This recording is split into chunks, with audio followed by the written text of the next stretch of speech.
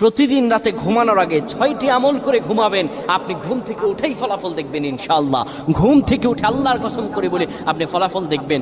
ঘুমাবেন আপনি গুনার বোঝা নিয়ে, ঘুম থেকে উঠে আপনি নিষ্পাপ হয়ে যাবেন ইনশাআল্লাহ, কোনো গুনাহ থাকবে না। যদি প্রতিদিন আপনি ঘুমানোর সময় এই 6টি আমল করে যেতে পারেন, 3বার করে করবেন।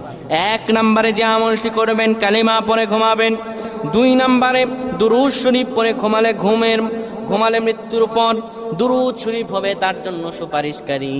দুরূদ শরীফ পড়ে ঘুমাবেন, দুরূদ শরীফ পড়বেন। 3 নম্বরে ঘুমের দোয়া পড়বেন।